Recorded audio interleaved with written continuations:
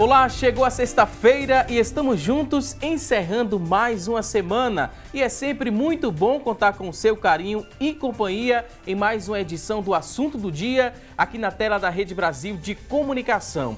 E hoje aqui no nosso programa vamos aprender um pouco mais sobre os perigos da automedicação. Quem nunca tomou um remédio por conta própria, sem a prescrição, após uma dor de cabeça ou febre? Seja por conta própria, como falamos, ou por indicação de amigos, parentes ou até mesmo por uma busca na internet. A automedicação, ela pode trazer consequências ao virar rotina.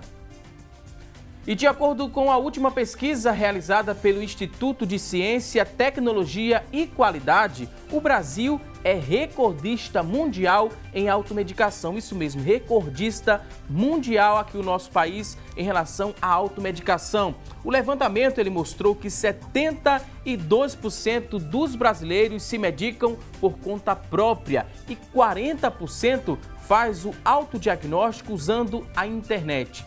Mas quais os riscos dessa automedicação? Vamos saber com a ajuda dos convidados de hoje. Vamos conversar aqui no nosso estúdio com Flávio Lago. Flávio Lago, ele é conselheiro regional de farmácia de Pernambuco. Também vamos conversar daqui a pouquinho com a doutora Antonieta Albanês. Ela é cardiologista e daqui a pouquinho vai tirar todas as suas dúvidas sobre o tema, mas antes vamos acompanhar uma reportagem que reforça a prática comum da automedicação e também os motivos para isso. E os entrevistados, eles apontam vários motivos para a automedicação. Preste muita atenção. Confira. Segundo dados da Sociedade Brasileira de Cefaleia, 13 milhões de brasileiros apresentam dores de cabeça diariamente. O problema está cada vez mais comum. A maioria das pessoas já tem uma listinha de remédios que recorrem para poder sanar o problema o mais rápido possível. E a gente veio para as ruas para saber justamente isso. Se as pessoas, quando estão com algum problema simples, como uma dor de cabeça, uma dor de barriga ou um desconforto, se elas procuram a ajuda médica ou se elas se automedicam. Lindalva é aposentada e tem diabetes e hipertensão. Para tratar esses dois problemas, ela conta com a ajuda médica na prescrição do medicamento. Para a dor de cabeça, ela mesma tenta resolver o problema. Ela já anda até com os comprimidos na bolsa. Já para as dores mais simples, como dor de cabeça, uma dor de barriga, uma dor no braço, alguma coisa assim, o que a senhora faz? Eu não vou não pro médico não. Eu tomo um remédio, qualquer um. Para passar dor, uma pomada eu passo. E não é só Dona Lindalva que se automedica. Encontrei muito mais gente que faz isso também. Eu vou na farmácia e compro qualquer comprimido. Procuro saber lá, comprimido para dor de cabeça, ele me indica, eu tomo. O senhor conta então com a ajuda do farmacêutico? Com a ajuda do farmacêutico. E funciona? Funciona.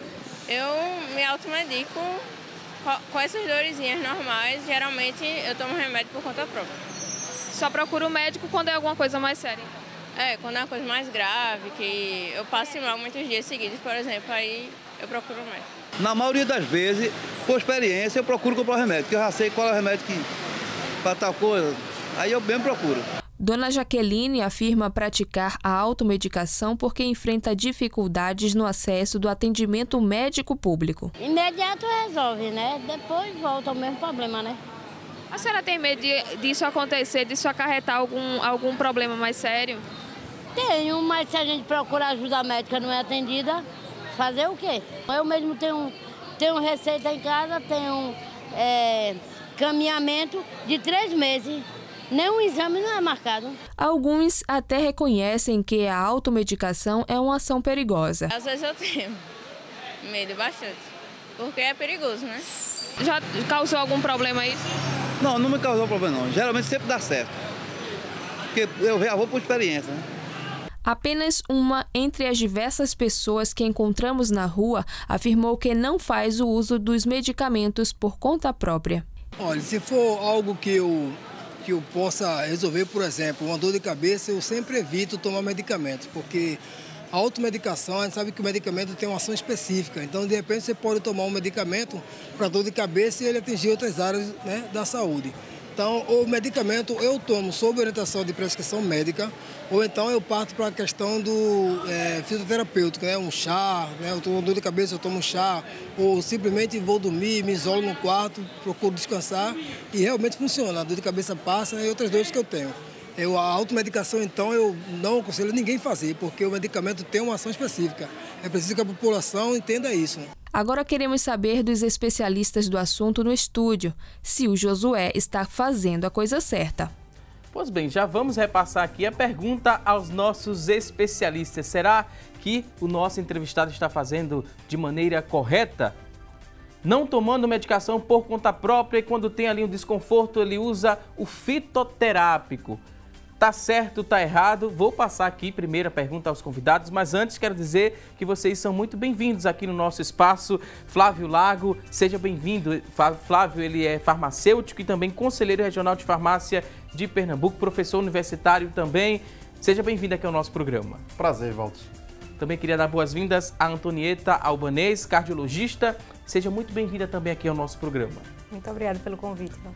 De várias pessoas e vários motivos que escutamos, para a automedicação, encontramos um consciente na rua, dizendo que não faz o uso da automedicação. Por menor que seja o problema que ele passe, ele procura sim um especialista. Não toma remédio sem prescrição médica. Está certo ou errado? A gente já inicia respondendo a pergunta que foi levantada ali pela Heloíse com a ajuda do entrevistado. Sim ou não? Essa é a maneira correta? Bom dia. Inicialmente é importante contextualizar, Segundo a Organização Mundial de Saúde, a automedicação faz parte do autocuidado com a saúde. Aí, às vezes, dá um susto de escutar isso, porque como assim a automedicação, se ela pode ser prejudicial? É porque a gente também precisa fazer com que a população seja consciente no uso de medicamentos, mesmo quando eles sejam utilizados sem uma prescrição médica. E por isso precisamos procurar profissionais habilitados, como farmacêuticos, que podem nas farmácias orientar aqueles problemas de intensidade mais leves ou moderadas que precisam de um medicamento que às vezes não necessita obrigatoriamente de uma prescrição e através de uma boa orientação a pessoa poder fazer o uso de um medicamento. Então a automedicação pode também ser responsável. Ele falou também dos fitoterápicos. Funcionam os fitoterápicos com um problema mais simples de uma dor de cabeça ou um desconforto? E bora explicar para quem está em casa, doutora, o que são os fitoterápicos. Funcionam sim. Os fitoterápicos eles são alternativas para algumas medicações, apesar que também tem que ter cuidado, porque assim como as drogas, os fitoterápicos eles têm também reações adversas, interações medicamentosas, então até os fitoterápicos também tem que ser utilizado de forma consciente. Vamos chamar mais gente para participar aqui do nosso programa. A partir de agora vamos lançar a nossa enquete para você começar já a interagir conosco. Temos uma pergunta a fazer a você que está em casa, é a pergunta da nossa enquete e queremos saber de você o seguinte, olha só como a pergunta hoje é objetiva. Você que está em casa vai ligar para responder o seguinte: você conhece os riscos da automedicação? Você tem conhecimento dos riscos da automedicação? Sim ou não? Liga para a gente, participa. 3424-1547 é a nossa linha interativa. Ela já está disponível para você participar aqui com a gente, responder nossa pergunta e também mandar sua dúvida sobre o assunto.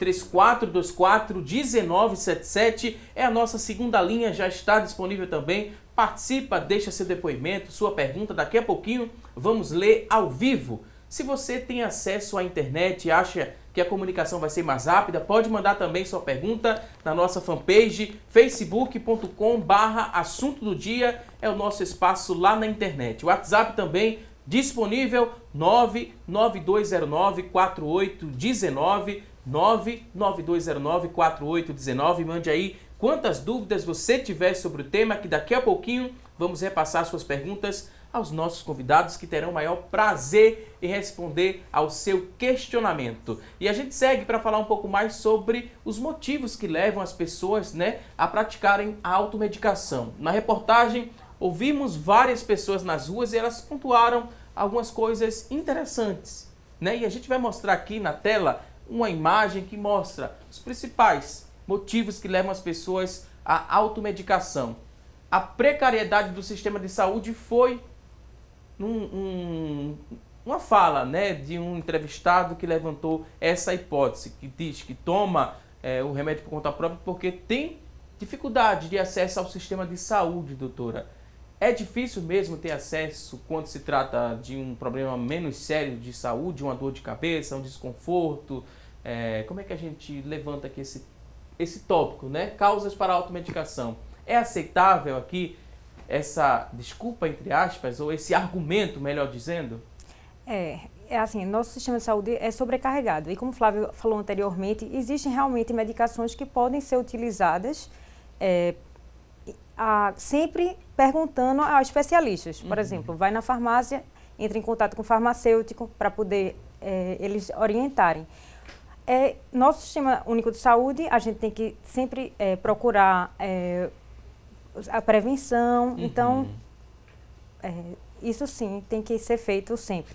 Aí fala também da dificuldade de marcar consultas, que a gente já resume falando da precariedade do sistema de saúde, já com essa dificuldade de marcação de consultas médicas. Aí nesse tópico agora o Flávio vem para responder o seguinte: dentre esses argumentos, para a prática da automedicação, as pessoas dizem as causas, a variedade de produtos fabricados pela indústria farmacêutica. Tem muitos remédios disponíveis para vários problemas, uns precisam de prescrição, outros também se compram sem a prescrição médica.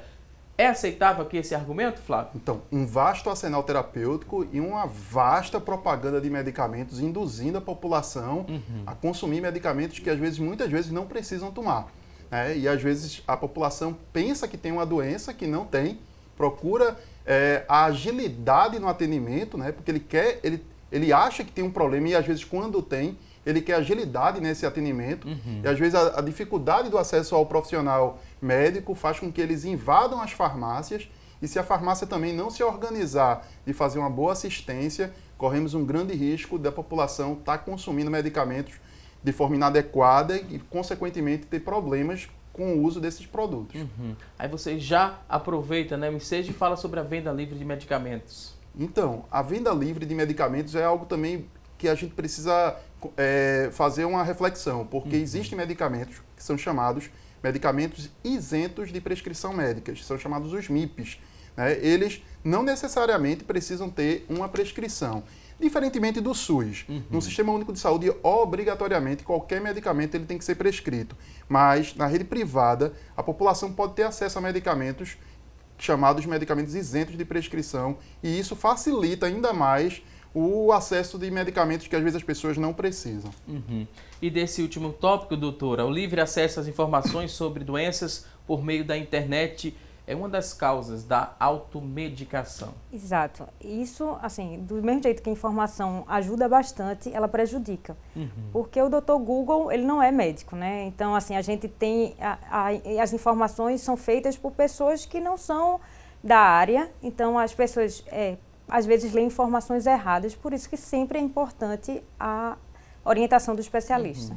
Tem algumas orientações também que são repassadas por profissionais médicos, mas a gente lembra que cada caso é um caso. Vocês, quando tratam do paciente, tentam estudar cada caso, aí avaliam todo o contexto para passar até uma medicação, doutora? São vários pontos e esse tratamento é individualizado. É muito importante que a gente destaque isso. Isso é fundamental. Por quê? Assim, geralmente a gente pergunta assim, é o nosso vizinho, porque meu vizinho tem a doença semelhante e ele toma tal medicamento, mas cada um é individualizado, porque existem interações medicamentosas, que isso tudo é importantíssimo, e as reações adversas das medicações individuais a cada um. Então, sempre tem que ter orientação do especialista. Um outro ponto que eu acho que é importante destacar é porque a saúde, cada vez mais, ela é baseada em evidência, e evidência científica. E a população, na hora que busca acesso à internet, muitas vezes já há muita crença popular ou coisas que não estão cientificamente comprovadas. E isso a gente tem que ter muito cautela, os profissionais de saúde, porque na hora que a gente toma a decisão clínica, os profissionais de saúde, a gente toma baseado em evidências para garantir que os benefícios ao paciente vão ser superiores aos riscos em relação ao uso de medicamentos. Quais os principais riscos que a gente poderia pontuar para quem está em casa nos acompanhando desse uso, né, indiscriminado de medicação? O que é que acontece com o nosso organismo? Primeiro, a gente tenta compreender. A gente toma essa medicação, seja um comprimido, por exemplo, né, doutora? Vai para onde no nosso corpo? Primeiro, ele vai para qual órgão, né? Como é que a gente explica para quem está em casa essa curiosidade? Como é que faz essa absorção, né, da substância para a gente ter aquele alívio? Então, por exemplo, os anti-inflamatórios, que são as medicações mais utilizadas, absorção no estômago. Então, às vezes, a pessoa tem já um problema no estômago que não sabia, isso pode dar hemorragia. Também, a maioria das medicações pode atingir o rim, o fígado. Então, isso tudo, o médico, quando ele vai prescrever, ele leva em consideração isso. Porque se o paciente já tem um problema no rim, ele ajusta a dose. Então, por isso que não pode ser usado A e B, tem que ser sempre diferenciado. E muito se fala no fígado também, né? Vocês profissionais da área de saúde têm essa preocupação em falar sobre esse fígado quando fala do tema de automedicação. Por que o fígado também é destacado? O fígado é um órgão importantíssimo para a questão quando a gente fala de tomar um medicamento, porque existe uma etapa antes do efeito terapêutico, que é a metabolização desse fármaco, para que ele se torne ativo muitas vezes e vá fazer seu efeito. Então, praticamente todos os medicamentos passam pelo fígado e, consequentemente, o fígado ele precisa estar protegido. O uso excessivo de medicamentos pode, em algum momento, afetar o fígado, causando hepatites e outras inflamações mais graves no fígado, consequentemente trazer danos sérios à saúde. O que seria nessa metabolização? Então, não só medicamentos como shakes, por exemplo. Então, assim, às vezes o paciente entra com insuficiência hepática aguda. Então, chega no hospital com o olho amarelo. Então, num estado gravíssimo, que pode até levar ao transplante, precisar de transplante de fígado, pelo uso errado da medicação.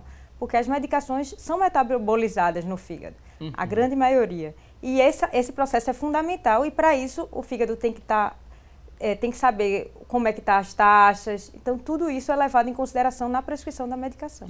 E essa metabolização nada mais é que transformar um fármaco num fármaco ativo. Muitas vezes, quando a gente usa administra um medicamento, né, por via oral, por exemplo, ele precisa passar por um processo de transformação e ela muitas vezes acontece no fígado para que esse processo chamado metabolização faça com que o fármaco seja ativo, provocando o efeito terapêutico desejado.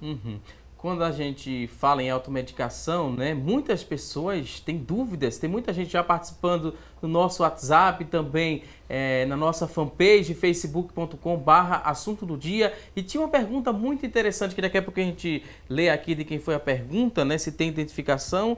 Deixa eu ver aqui, não tem identificação, mas a pessoa descreveu, né, que achava interessante tomar a medicação para dor de cabeça, né, e tem essa metabolização no fígado e o fígado manda um sinal, né, para a cabeça para passar a dor. Ela queria entender, pelo que eu interpretei, né, ela queria entender como é que isso acontece, né, como é que uma medicação que é metabolizada no fígado vai agir na cabeça.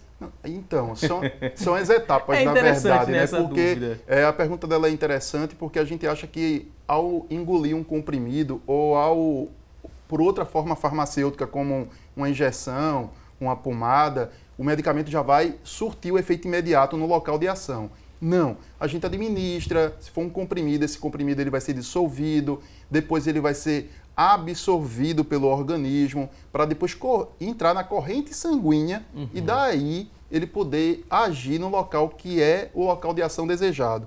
Então, isso depende muito da forma farmacêutica, que pode ser uma cápsula, um comprimido, uma drágia, um medicamento injetável, um colírio, uma solução nasal, vai diferenciar de acordo com a forma farmacêutica, mas o principal é que ele, num objeto final, ele vai ter um alcance no local de ação, que é o desejo do efeito terapêutico. Se não quer tomar medicação, né, nem fazer uso da automedicação, que não é recomendado essa automedicação, é importante focar na prevenção. E como é que a gente previne as doenças para não precisar utilizar a medicação? É se preocupando com o quê, doutora? Qualidade de vida a gente tem através de quê? Isso, é fundamental a mudança do estilo de vida. Então, o exercício físico, a dieta, a gente sabe que isso já são medidas que previnem doenças graves como câncer, como hipertensão. Então, as medidas que a gente pode fazer, que isso depende de nós, é fundamental. E isso, até dores crônicas, tudo isso pode ser amenizado através de alimentações adequadas. Agora vamos a um rápido intervalo, daqui a pouquinho tem mais assunto do dia. Até já!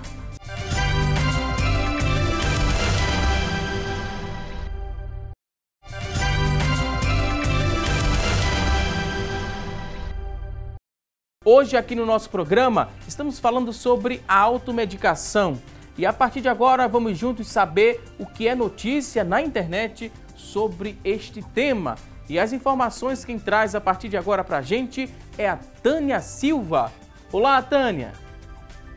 Oi, Valdson, para você um ótimo dia, para vocês que nos acompanham. O destaque de hoje é do site da Saúde Abril, que destaca informações sobre os perigos da automedicação.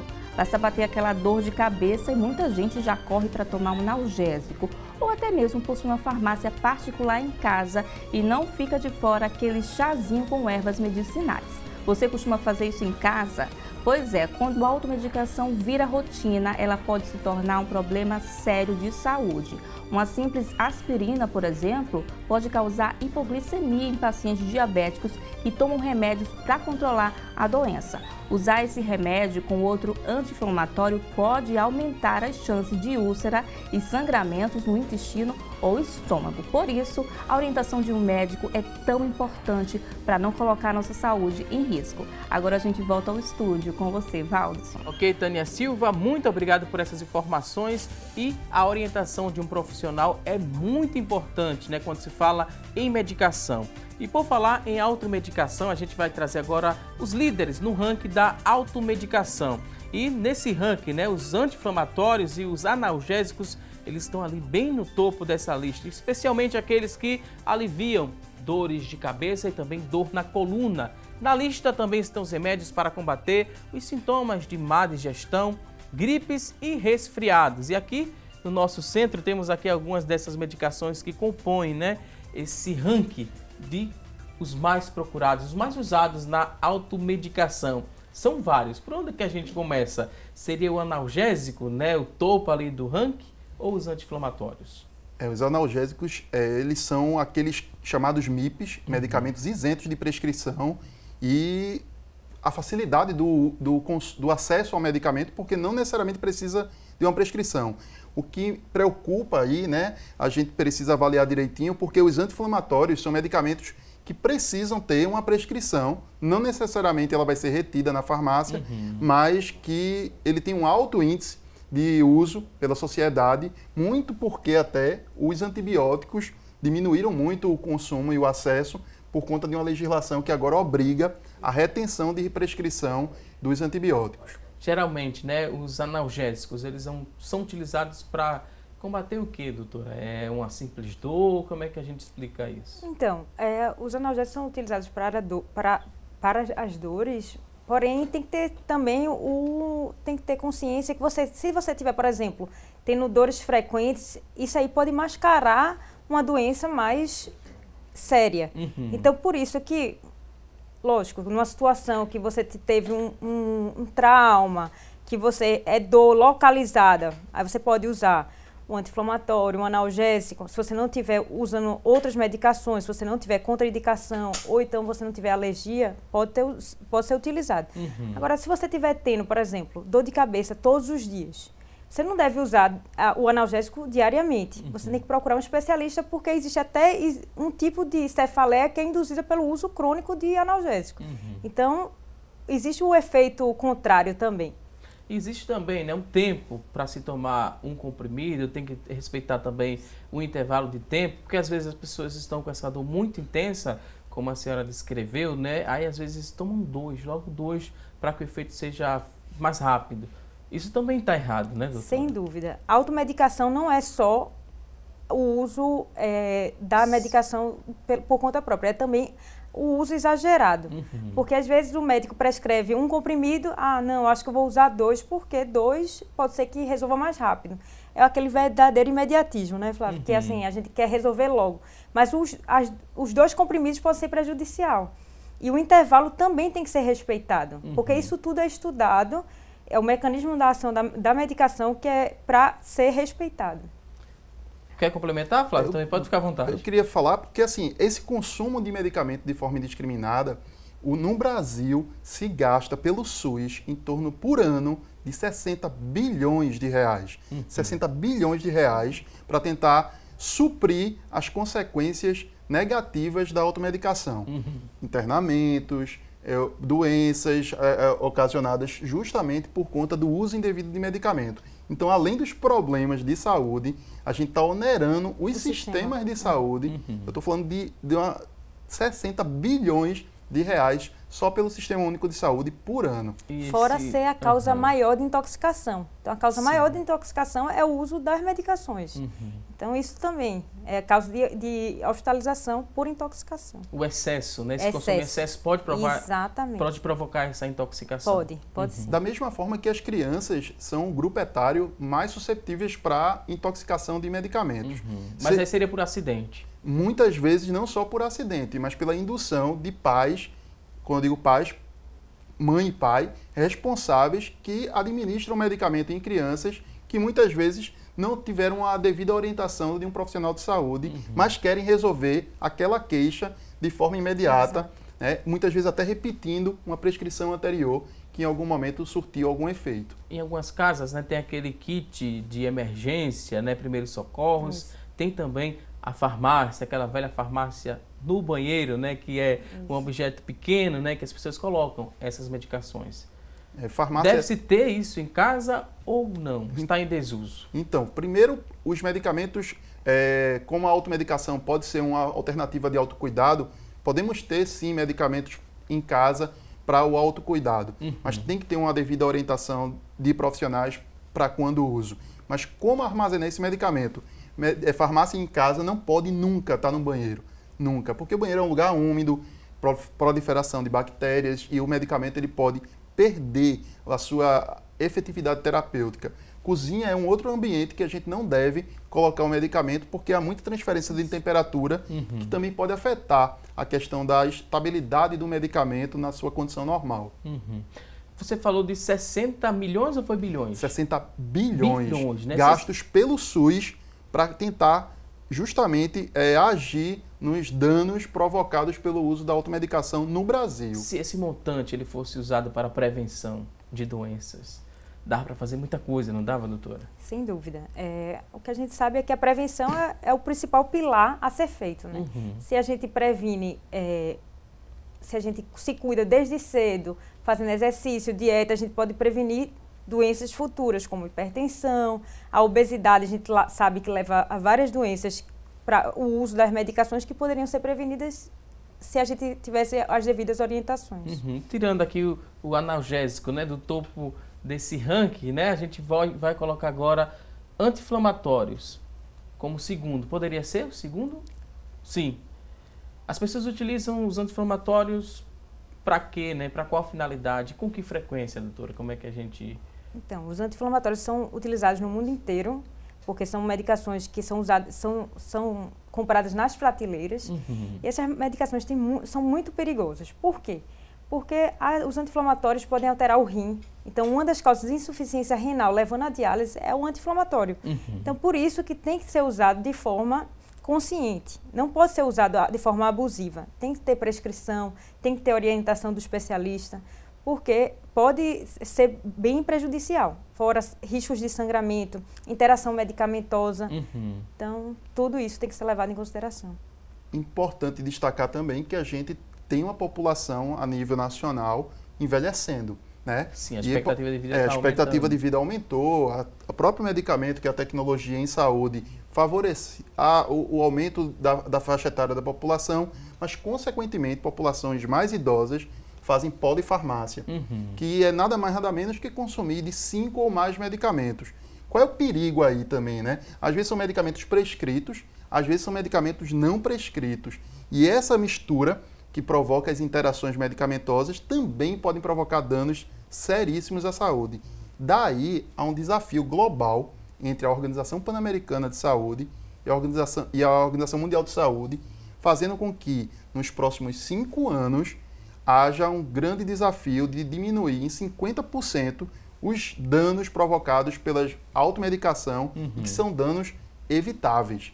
Evitáveis na medida que a gente consiga fazer prevenção, fazer a orientação devida e a sociedade consiga utilizar medicamentos de forma mais racional. Pólen, né, vem de vários. Isso. Se eu juntar aqui anti-inflamatório com analgésico, já posso considerar que aqui é uma polimedicação? Então, a polifarmácia, a polifarmácia, ela se caracteriza quando o indivíduo utiliza de 5 ou mais medicamentos. Mas não quer dizer que a mistura de 2 medicamentos não pode provocar nenhum dano à saúde. Pelo contrário, por exemplo, pacientes hipertensos e que usam anti-inflamatórios de forma irresponsável, sem orientação, essa interação pode potencializar a hipertensão, né, provocando sérios danos à saúde, desde um internamento até mesmo ao óbito. E se tem, né, essa alteração na pressão arterial, pode trazer também alguma complicação para o coração, né, doutora? Pode provocar um infarto, por exemplo? Sem dúvida. E em falar em hipertensão, isso é fundamental. Por quê? Os hipertensos sempre acham que, eu estou com uma cefaleia, vou aferir a pressão e aí, não, é que minha pressão está alta. E se automedica em horário inapropriado, porque, lógico, em vigência de dor, a pressão aumenta. Mas não é que tem que tomar o remédio da pressão, tem que tomar remédio para combater a dor de cabeça. Combatendo a dor de cabeça, a pressão vai baixar. Então não é para ficar aferindo a pressão na hora, entendeu? Então é saber que lógico, que outras coisas podem aumentar a pressão. Então não é para se automedicar. E essa pressão arterial alterada, né, alta, está bombeando mais sangue, né? O organismo está trabalhando mais e pode sobrecarregar o coração? Pode sobrecarregar o coração, dando infartos, dando insuficiência cardíaca, pode dar AVC, pode dar... É a causa principal de insuficiência renal em vários países. Vamos para outro aqui, destacar outro medicamento no ranking. A gente falou de anti-inflamatórios, analgésicos e agora os relaxantes musculares. Também são muito utilizados aqui no nosso país. Na geração agora, na geração fitness, tem ali um desconforto muscular, toma o relaxante muscular. Tem algum perigo nisso ou não tem? Como você bem colocou, né? Em que momento a sociedade está vivendo, né? Então a sociedade busca muitas vezes um imediatismo de ter o melhor corpo, a melhor condição de saúde e ao mesmo tempo está danificando o seu corpo porque está fazendo movimentos errados, posturas erradas. E isso, consequentemente, gera necessidades de uso de tecnologias, como medicamentos. Relaxantes musculares são próprios para fins de danos musculares, mas tem que ser devidamente orientado por um profissional que vai indicar a forma de utilizar para que ele possa surtir o efeito desejado. Caso não, ele pode provocar danos também da mesma forma que a gente relatou para outros produtos. Não só quem pratica atividade física, né? Mas as pessoas também que passam por um momento de estresse, às vezes tem o músculo ali tensionado, quer esse relaxante muscular para relaxar e conseguir dormir à noite. Até porque o relaxante muscular, ele também interage com outras medicações, principalmente no cardiopata. Tem que ter muito cuidado, tem muita medicação que tem interação. Então o relaxante muscular também não pode ser utilizado de forma indiscriminada. Idosos, principalmente, como a gente falou da polifarmácia, o relaxante muscular, ela interage com várias medicações. Então, tudo isso tem que ser levado em consideração e tem que ser perguntado ao profissional de saúde. Muito bom essa fala, destacar isso para quem está em casa, para a gente falar do próximo medicamento que é muito utilizado. Os medicamentos para o aparelho digestivo também estão num ranking dos mais consumidos aqui no nosso país. Isso. Os medicamentos para o aparelho digestivo, a gente tem muitas pessoas que têm dificuldade no trânsito intestinal, então faz uso das medicações. Como a gente sabe que existem formas alternativas para isso. Então a gente poderia usar a alimentação apropriada, ao invés dessas medicações que podem expoliar, o que a gente fala, alterar os eletrólitos, porque pode ser excessivo. Aí tem gente que também tem uma gastrite, às vezes tem uma azia, corre logo, né, para tomar essa medicação para aliviar essa azia, esse refluxo. E o importante, mais uma vez, destacar a necessidade de se basear nas evidências científicas. Os estudos científicos cada vez mais demonstram que o uso prolongado de medicamentos, por exemplo, usar um medicamento comumente utilizado para acidez gástrica, que é o omeprazol. Sim, né? Os estudos já demonstram quais são os danos do uso do omeprazol a longo prazo. Né? Não quer dizer que a sociedade como um todo vai ter esses problemas, mas na medida que a gente faz uma sociedade utilizar de forma indiscriminada, potencializa o número de pessoas que vão ter danos provocados pelo uso prolongado de um medicamento sem nenhuma orientação. Por isso tem que ser prescrito pelo especialista, porque ele sabe que essa dor do estômago tem que ser utilizada, essa medicação, e de forma crônica. Não o uso indiscriminado, porque realmente existem muitos efeitos colaterais. Algumas pessoas têm dificuldade, né, no aparelho digestivo, aí faz o quê? O uso do laxante para tentar aliviar aquele desconforto. Mas também tem pessoas que utilizam o laxante para ter um corpo, né?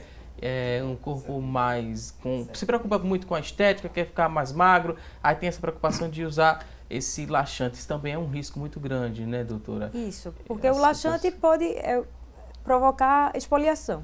Então, não deve ser pode ser utilizado de outras formas disso, né? A gente a alimentação com frutas, e o uso para a forma que é para emagrecer, isso tudo é errado, né? Seria a busca pelo corpo perfeito a todo custo, né? Pode dar também uma desidratação, né, doutora? Exatamente. Porque você vai estar eliminando ali, líquido também desidrata. Desiddrata, porque você está eliminando e não está reconstituindo de forma apropriada.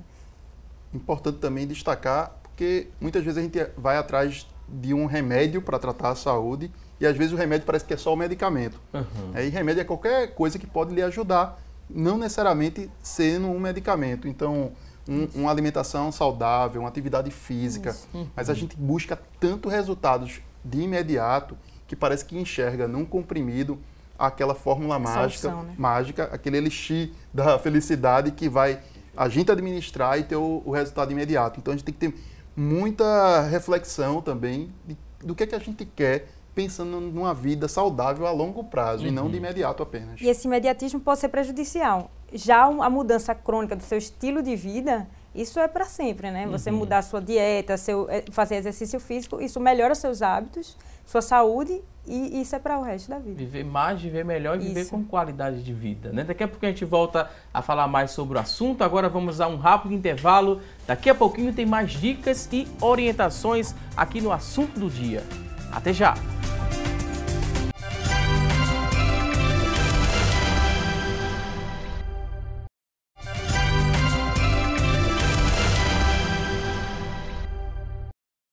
Estamos de volta com mais Assunto do Dia. E você sabia que os alimentos eles podem ajudar a prevenir dores? Os melhores alimentos para tratar a dor de cabeça são os calmantes e aqueles, né, que melhoram a circulação sanguínea.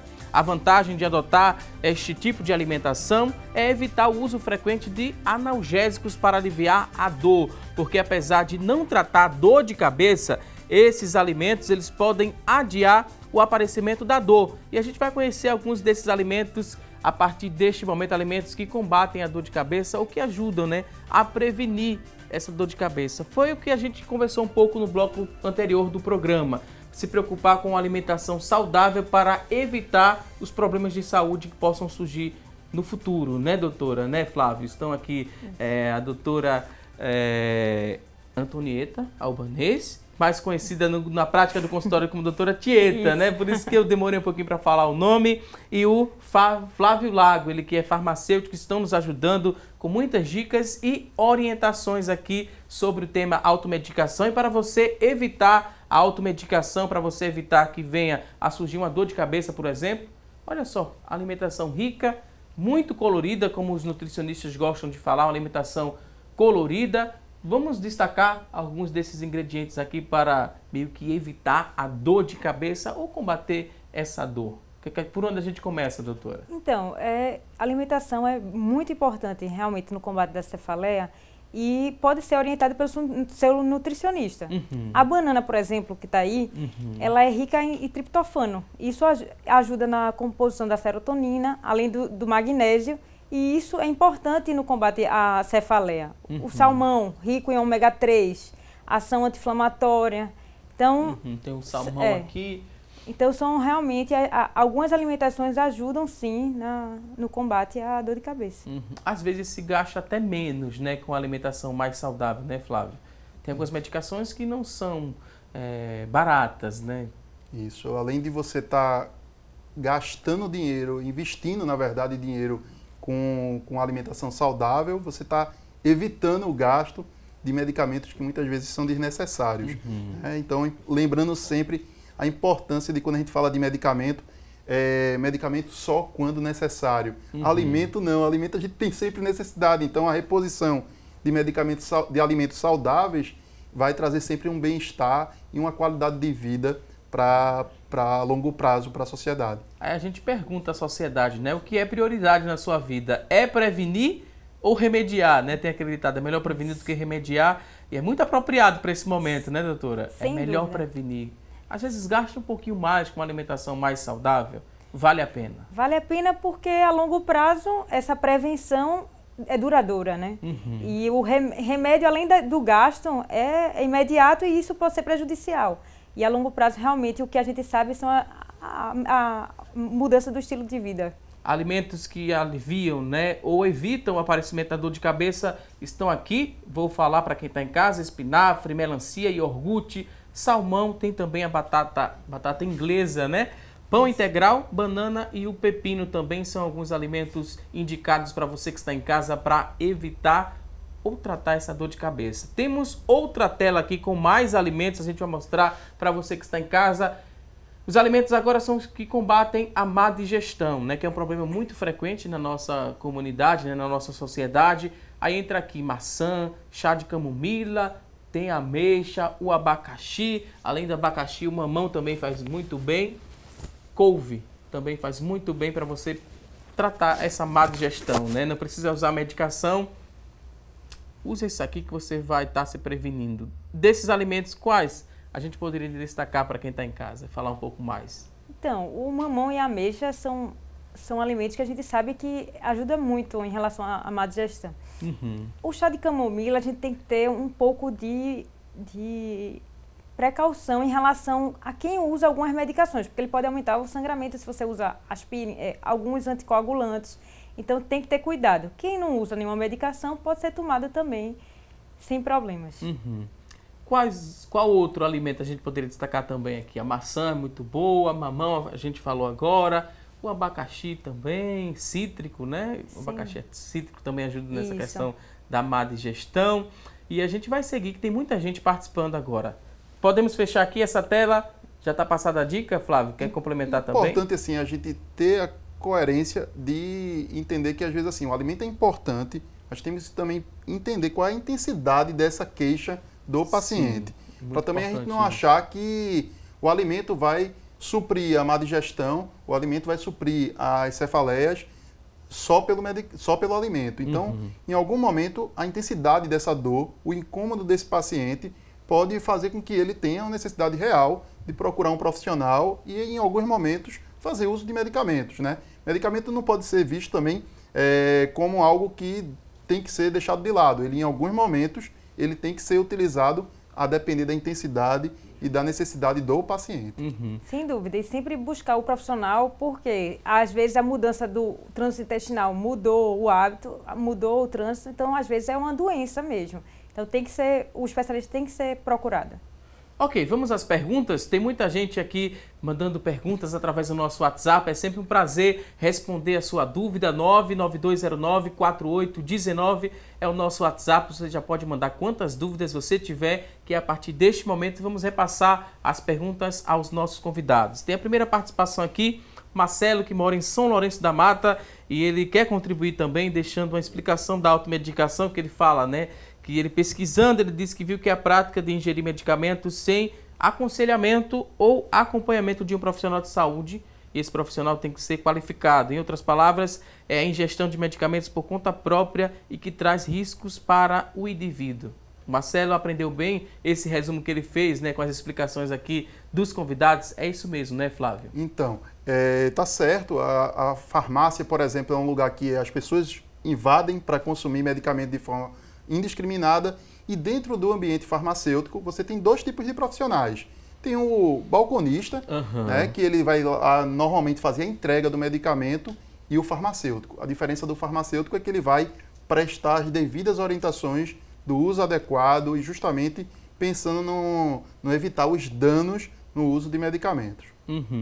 Ok, vamos ver agora a pergunta que chegou por telefone. Tem muita gente participando também, ligando aqui para a nossa linha interativa, 3424-1977, 3424-1547. A gente vai conferir aqui no nosso telão a dúvida da Nise. Ela mora em Camaragibe, Nise Marques. Ela tem 55 anos e perguntou o seguinte: o médico me orientou o uso de vitamina C, mas eu acho que tomo muito, né, efervescente. Posso tomar sempre ou preciso fazer uma pausa? É a dúvida aqui da Nise Marques de Camaragibe. Aqui ela teve a orientação do médico, né? O uso da vitamina C, mas ela acha que toma muito efervescente. Pode tomar ou precisa fazer uma pausa? O que é que a gente disse para a nossa telespectadora? Então, a vitamina C, ela é hidrossolúvel, então ela é mais tranquila do que algumas outras vitaminas, como a vitamina D, que armazena mais. Então, a vitamina C pode ser utilizada, se foi prescrita e se tem indicação, pode sim ser utilizada.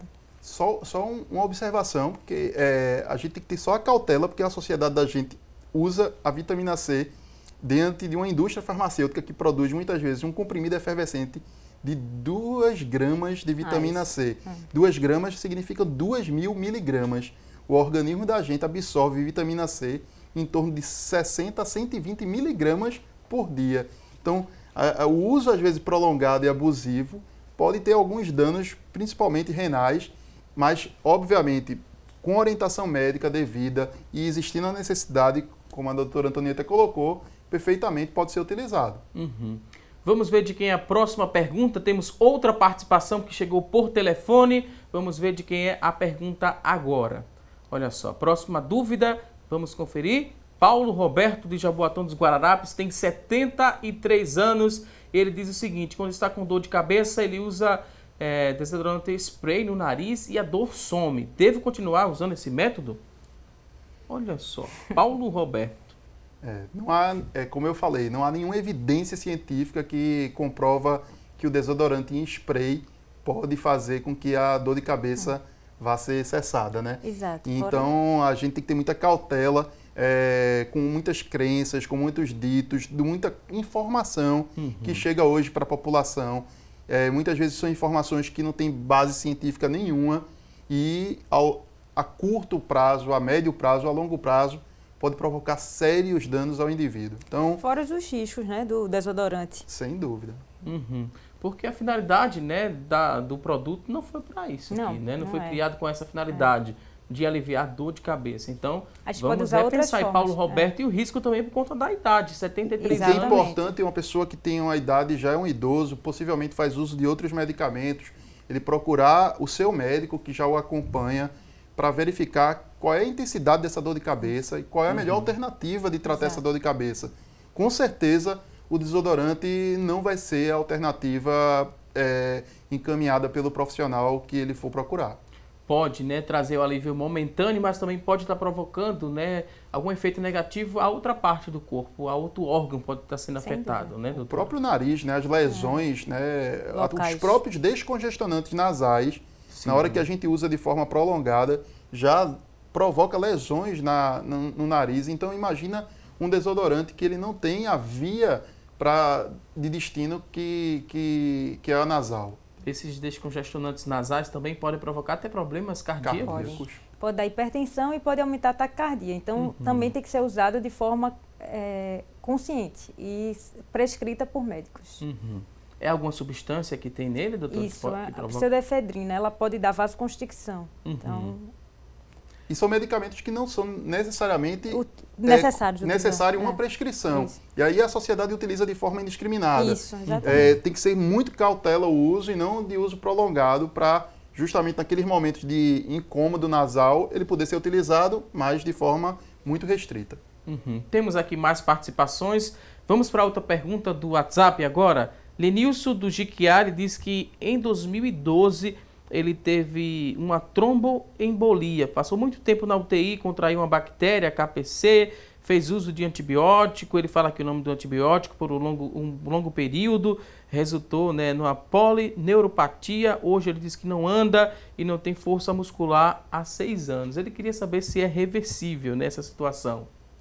Então, exatamente, a polineuropatia pode ser uma das reações da medicação. Então ele tem que procurar o especialista, o neurologista, para ver se é uma causa reversível ou se foi realmente a medicação que provocou essa polineuropatia. Então é bom, né, ele voltar sem dúvida para esse médico e ser acompanhado, porque eu acredito que ele está sendo acompanhado e teve, né, alguma orientação do médico. Aproveitou aqui a oportunidade para tirar também a dúvida.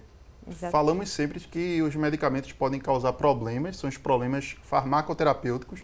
Eles podem estar relacionados à necessidade, ou seja, de medicamentos que foram prescritos de forma inadequada ou aqueles que não foram prescritos e deveriam ser, mas podem ser problemas também relacionados à efetividade daquele medicamento que não responde ao objetivo ou à segurança, justamente, que provoca os danos de reações adversas ou até mesmo problemas relacionados ao não cumprimento do paciente ao tomar o medicamento que foi pactuado junto ao seu profissional. Próxima pergunta chegou por telefone, vamos conferir agora de quem é a próxima dúvida. A Gilvanete Alves, de Nazaré da Mata, tem 50 anos, ela pergunta o seguinte: podemos consumir os genéricos? Eles podem causar algum problema? É a dúvida da Gilvanete Alves, de Nazaré da Mata, tem 50 anos. Desde 1999 temos uma lei nacional que fomenta o uso dos medicamentos genéricos. Medicamento genérico nada mais é aquele idêntico, bioequivalente, que a gente chama tecnicamente, ao medicamento convencionalmente conhecido pela indústria farmacêutica, que é aquele medicamento inovador ou chamado também medicamento de marca. Então, medicamento genérico é um medicamento seguro e aí, além disso, ele custa um valor muito menor porque ele não tem a estratégia de marketing que a indústria farmacêutica faz para aqueles medicamentos de marca nacionalmente ou mundialmente conhecida. É diferente do medicamento similar. O genérico, sim, é igual, é idêntico. E, além disso, a indústria, depois de 10 anos, sempre quebra a patente. Então, por isso que existem os medicamentos genéricos que são bem mais baratos e são iguais. A pergunta agora é através do nosso WhatsApp, né, e também da nossa fanpage. Vou ler primeiro da fanpage. A dúvida da Jaqueline, ela participa aqui no facebook.com/assunto do dia, que é a nossa fanpage. Ela queria saber um pouco mais sobre os riscos da automedicação de vitaminas e polivitaminas. Tem riscos também? É a dúvida da Jaqueline. Essa pergunta da Jaqueline foi importantíssima. Por quê? Agora está na moda o uso indiscriminado de vitamina. E isso pode ocasionar muitos danos. Porque, por exemplo, a vitamina D pode dar aumento do cálcio, e essa hipercalcemia pode dar dores abdominais, pode dar rebaixamento de consciência. Então, existe a prescrição adequada da medicação e a inadequada.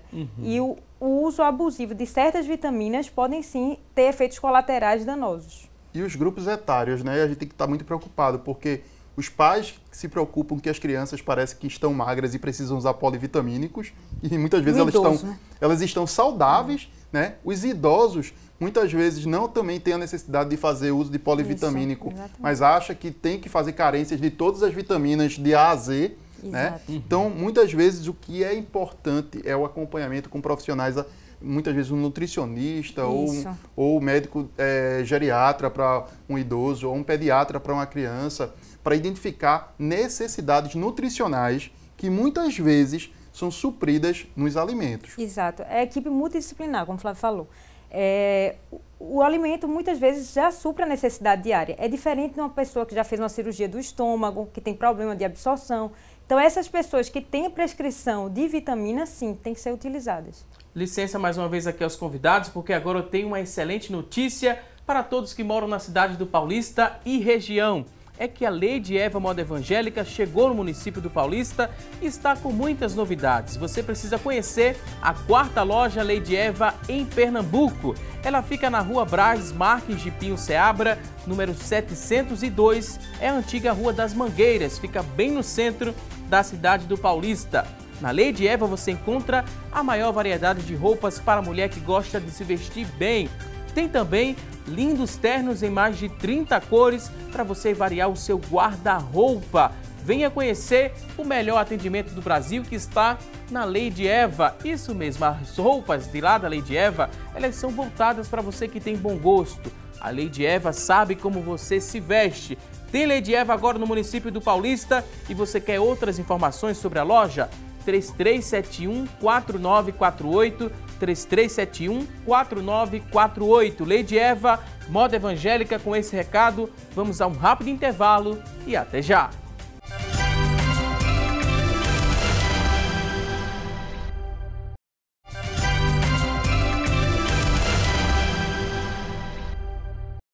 Já estamos de volta com mais assunto do dia e com a novidade exclusiva, sabe da onde? Da Editora Bereia. É que em outubro, a Igreja Evangélica Assembleia de Deus em Pernambuco completa 100 anos de fundação. E para você comemorar este marco, a Editora Bereia lançou a Bíblia Comemorativa Edição do Centenário. Ela vem com um encarte especial que conta os principais fatos que marcaram a instituição aqui no estado de Pernambuco. Ela também vem com a harpa cristã inclusa. A Bíblia, ela está disponível nos modelos Slim e Luxo, nas cores azul, preto, marrom, púrpura e rosa.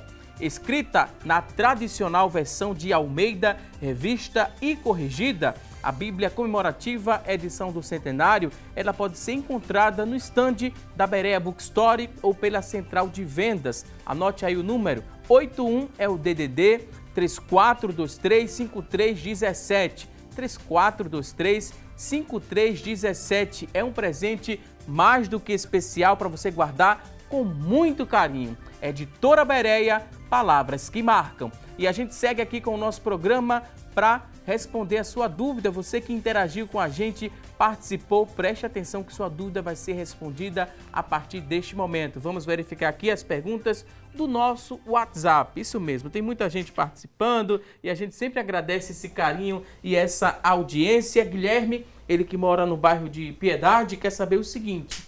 Ele disse que tomava vitamina A, mas o laboratório não fabrica mais. Ele quer saber se não existe o similar para isso. E ele disse, posso entender que vitamina A não deve ser mais tomada porque não existe mais o laboratório que fornece a vitamina A? Como é que a gente poderia auxiliar aqui o Guilherme que mora em Piedade? Que a vitamina A está nas frutas, nas verduras, então provavelmente ele está sendo suprido a necessidade. Uhum. Se ele tivesse a falta, sim, seria prescrito, mas não, a alimentação já supre, sim. Outra participação, a pessoa não se identificou, mas gostaria de saber se o medicamento para os ossos também ofende os rins?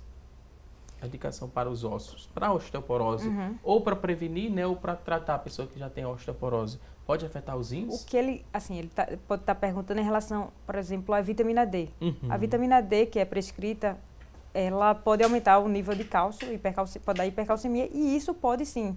A sobrecarga pode dar problema no rim, pode dar problema, dar rebaixamento do nível de consciência, fica mais sonolento. Mas se for prescrita de forma errônea. Se for prescrita da forma correta, sim, ela é bem benéfica. Porque a gente sempre tem... os profissionais, quando tomam decisão clínica, eles avaliam benefício e os riscos. Se o benefício for maior que o risco para o paciente, ele vai optar por aquela tecnologia em saúde, no caso do medicamento, para que supra as necessidades do paciente. Na hora que é o inverso, os riscos podem ser maiores que os benefícios, aí a opção normalmente pode ser por uma alimentação mais saudável, uma atividade física, enfim, algo que não traga nenhum dano à saúde do indivíduo. Isso, tudo é colocado numa balança. Então, se o médico prescreveu, é porque realmente o benefício da medicação supre os riscos, porque toda medicação tem sim seus efeitos colaterais, pode sim alterar o rim, pode alterar o fígado, mas se foi prescrita é porque realmente o benefício é maior do que o risco. Próxima participação, a pessoa não se identificou, mas fala que tem 59 anos e disse que a médica passou uma reeducação alimentar, ela fala que um regime, e que baixou muito a imunidade dela. O que é que eu devo fazer ou comer, né, para aumentar essa imunidade? Então, provavelmente ela deve tem que ter a orientação do médico e do nutricionista, porque existem sim, existem frutas, existem verduras que melhoram a imunidade e provavelmente ela pode ter emagrecido de forma muito rápida. Então, tudo isso tem que ser levado em consideração para saber o porquê dessa imunidade estar baixa. Porque realmente a mudança do hábito, na verdade, só é para melhorar a imunidade. Importante a gente estar aqui, mas é muito interessante a gente falar da necessidade de não generalizar, né? Como você bem colocou, Valdo, assim, no começo, o tratamento é individualizado, a abordagem do profissional de saúde é individualizada. Então, as pessoas, muitas vezes, têm muita informação ao redor de pessoas que se deram bem com a dieta, que pessoas que se deram bem com o medicamento, mas a gente precisa fazer com que a sociedade entenda que o seu organismo é seu, sua necessidade é individual, e aí tem que ter toda uma observação individualizada para saber o que é melhor para aquele indivíduo num determinado momento.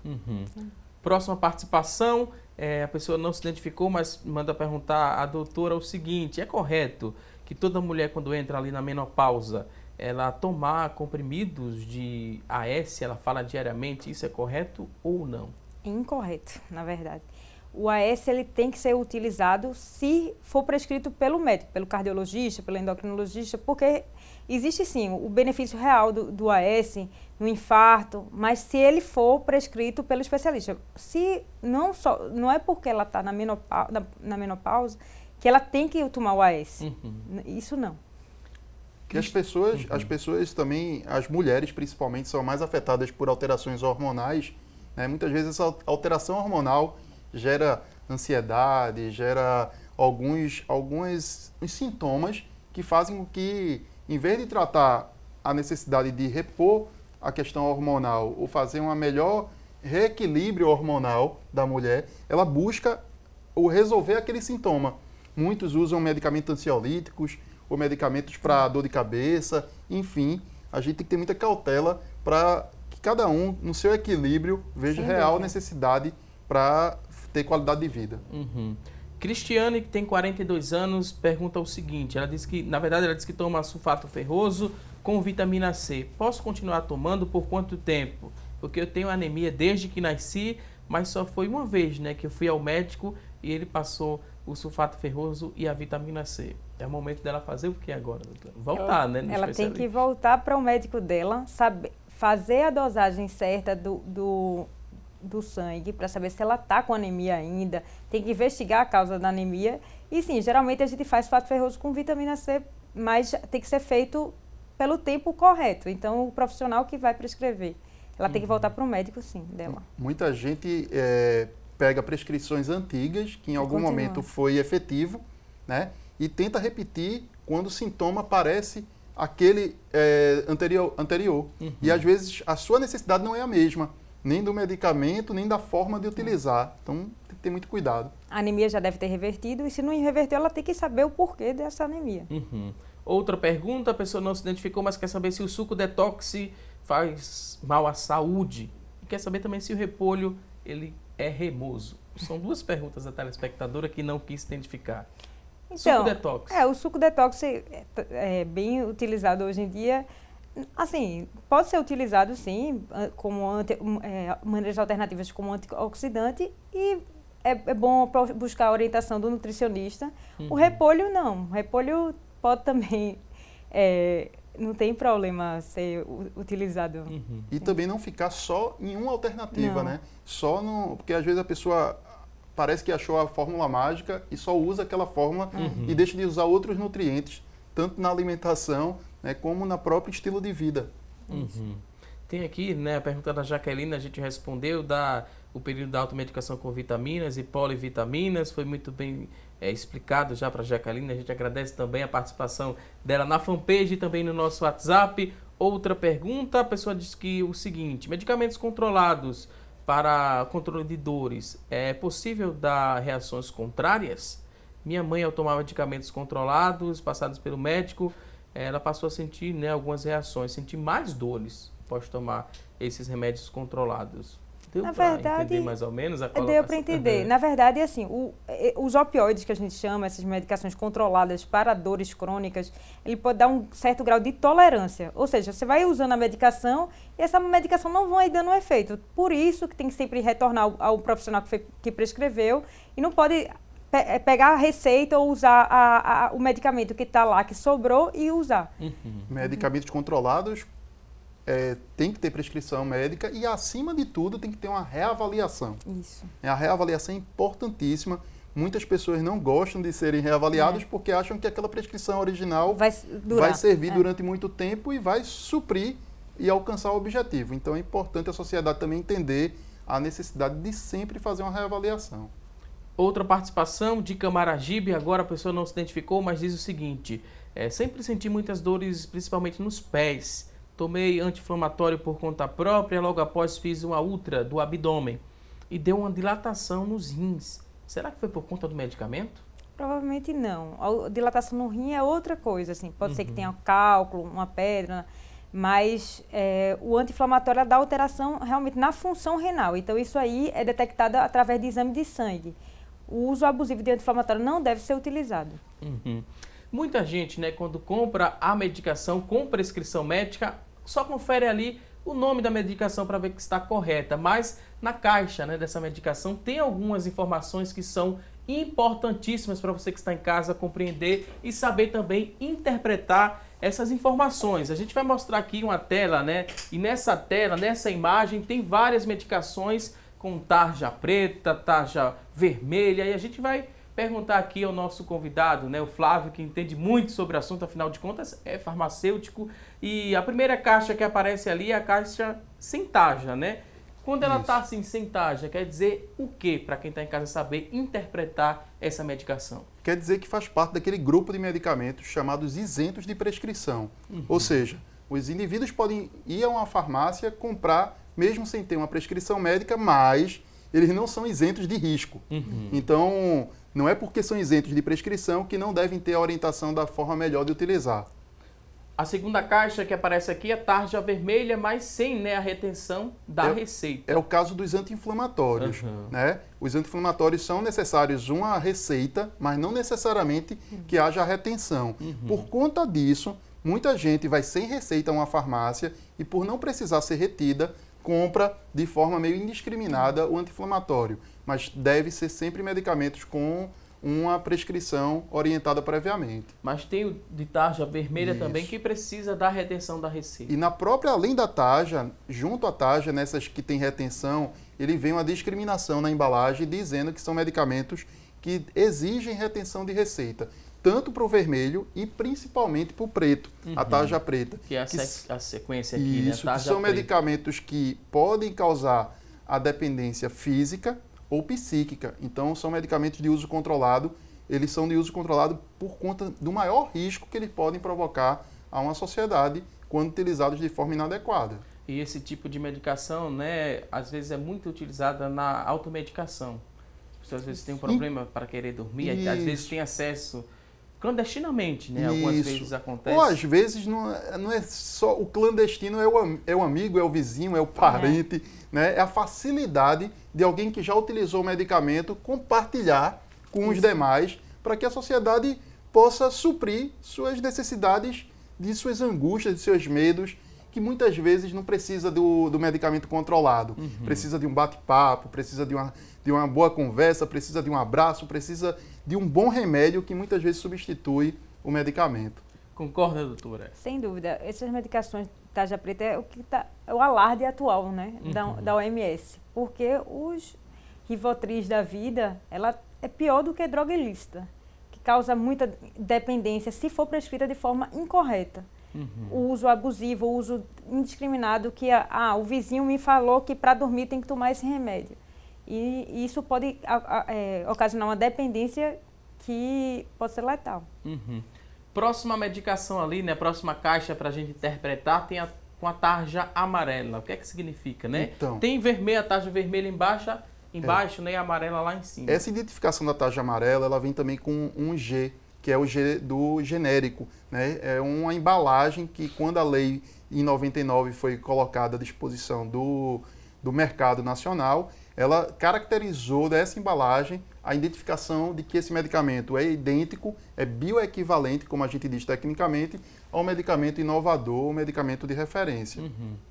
Usei a medicação, né? Aprendi agora a interpretar a caixa dessa medicação, mas dentro dessa caixinha também tem a bula. Muita gente ainda negligencia a leitura dessa bula e vamos dizer para quem está em casa por que é importante ler a bula do medicamento. A bula do medicamento, ele traz nada mais nada menos do que as evidências científicas demonstram. Então, tanto que a gente falou hoje aqui sobre evidência científica, ela está demonstrada nas bulas. Obviamente, as bulas ainda têm uma dificuldade de interpretação da população, porque são informações muito técnicas. E aí, por isso que cabe à sociedade procurar os profissionais para que consigam traduzir o linguajar, que é extremamente difícil, né, tanto dos nomes dos medicamentos quanto da forma de utilizar, por profissionais farmacêuticos, médicos, na hora do seu atendimento. E lembrando, as embalagens originais, elas contêm, além da questão das taxas, o número do registro do Ministério da Saúde, né, e o nome do farmacêutico, que é da indústria farmacêutica que produz o medicamento. Então, a questão da bula é muito importante porque, como o Flávio falou, é mais importante, na verdade, a orientação do profissional, porque às vezes a gente se perde na bula. A bula diz tudo o que pode acontecer da medicação, sendo que se foi prescrito é porque realmente o benefício da medicação supera o risco, aqueles riscos todos que são discriminados. Passou o período, né, de utilização do medicamento, 7 dias, às vezes os médicos passam por 7 dias, 2 dias, 3 dias. Acabou ali o uso, mas tem comprimidos ainda dentro da caixa, por exemplo. O que é que eu devo fazer? Devo guardar para quando tiver aquele mesmo problema tomar a mesma medicação ou não? Como é que eu faço o descarte, se for preciso fazer? Explica pra gente, Flávio, para quem está em casa também compreender. Infelizmente, a regulação disso a nível nacional ainda é muito frágil, né? E por isso que a sociedade faz. Mas eu boto onde o medicamento que está sobrando aqui? A sociedade, de forma comumente, ela joga no lixo comum. E é o local inadequado. O local adequado deve ser devolver aos serviços de saúde que fazem a coleta de medicamentos vencidos ou desnecessários para que eles possam ser incinerados. Esse é o processo normal para que a gente evite um dano que é além da saúde, é o dano ambiental, que pode danificar o solo, as águas. Segundo a Anvisa, a Agência Nacional de Vigilância Sanitária, por ano no Brasil se descarta medicamentos vencidos dos domicílios em torno de 10 mil toneladas. Então a gente tem um grande volume de medicamentos que estão sendo descartados de forma inadequada e a sociedade precisa ir a uma farmácia que recolha, porque essa farmácia está preocupada com a sua saúde.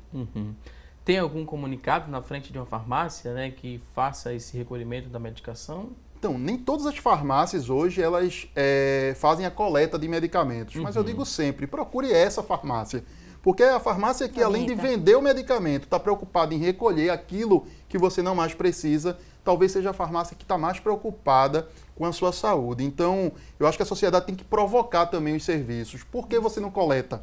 E aí, começar a gente ter um processo inverso das farmácias coletarem e a gente ter uma sociedade que usa menos medicamentos, consequentemente tem menos danos. Vamos conferir agora o resultado da enquete. No começo do programa a gente fez uma pergunta. A pergunta foi a seguinte: você conhece os riscos da automedicação? 22% das pessoas que ligaram para a gente responderam que sim, que tem conhecimento dos riscos. 78% responderam que não ou que ainda não, porque diante de tanta explicação aqui no nosso programa, com certeza, se a gente refizer essa pergunta, vai mudar esse percentual. A gente agradece a você que ligou e que participou do programa. Estamos agora na reta final. Momento de agradecer aqui aos nossos convidados, dizer que foi um prazer recebê-los no nosso estúdio. Doutora Antonieta Albanês, ela que é cardiologista. Muito obrigado por sua participação. O espaço agora fica aberto para um último recado. Considerações finais, fique à vontade. Eu que agradeço a oportunidade e eu ressalto a importância, sim, de não fazer a automedicação, procurar sempre o profissional adequado para poder orientar. Se tiver dores, tem que saber o motivo, a causa, tem que procurar o especialista.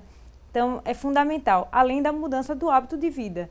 Então, dieta, exercício físico, tudo isso previne essas doenças que e utilizando menos as medicações. Mais uma vez, muito obrigado, doutora. Também queria agradecer ao Flávio Lago, ele é conselheiro regional de farmácia de Pernambuco e professor da Unifacol, lá em Vitória de Santo Antão.